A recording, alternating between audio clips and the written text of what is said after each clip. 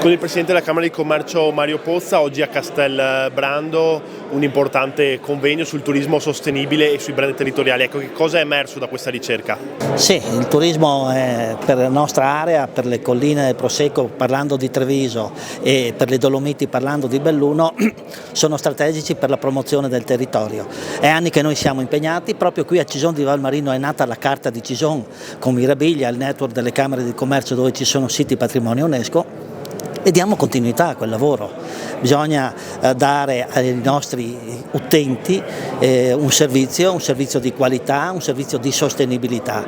È un momento un po' dello stato dell'arte per capire cosa è stato fatto fino adesso e quali sono eventualmente correzioni da mettere in campo e soprattutto la potenzialità che queste nostre bellissime colline e Dolomiti possono dare al turismo. In momenti direi particolarmente felici perché siamo alla scadenza delle Olimpiadi, poi avremo i giochi dei giovani tra 2 anni, quindi una potenzialità ancora di promozione vista la visibilità che queste nostre terre avranno nei prossimi futuro immediato. Marina Montedoro, a che punto siamo con la programmazione e cosa è stato fatto finora sulle colline? Allora, sicuramente c'è soddisfazione perché i dati dei primi 11 mesi del 2024 ancora una volta ci confermano che nel nostro caso le colline del Prosecco di Conegliano e Valdobbiadene sono la prima destinazione turistica che cresce di più in Veneto, per cui questo è un dato molto positivo. Altrettanto positivo è il fatto che oltre il 50% sono visitatori stranieri che quindi vengono qui e non rimangono soltanto una giornata ma passano più giorni sulle nostre colline, quindi direi che la direzione è quella giusta. Positivo anche organizzare momenti come quello di oggi perché rappresentano un momento di importante confronto e ringraziamo la Camera di Commercio per l'idea che ha avuto appunto di realizzare questo report che sicuramente ci darà anche degli spunti per migliorare quella che è la nostra azione sul territorio. Franco Conzato, procuratore speciale di Venice Promex, che cosa è emerso dalla vostra ricerca?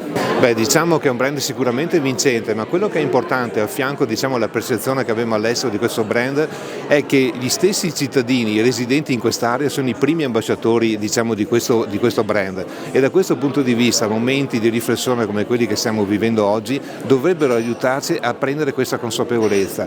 E una seconda istanza che viene proprio anche dai mercati è quello di fare squadra. Ecco, quello che noi dobbiamo fare e in questo momento è uno dei primari obiettivi è di fare squadra tra queste due destinazioni. Sono due destinazioni distinte ma che hanno grandissimi elementi di complementarietà. Ecco quindi un lavoro dove amministratori, imprenditori, associazioni di categoria, camere di commercio tutti assieme proprio per sviluppare questo brand. La percezione poi che il territorio deve avere è una percezione assolutamente di un brand vincente ed ecco quindi quanto è importante che ognuno di noi, anche nella vita quotidiana, sia il primo ambasciatore di quest'area, che è un'area, consentitemi, unica al mondo. È difficile trovare in altre parti del mondo la biodiversità che abbiamo nel nostro territorio e questo è un elemento assolutamente vincente.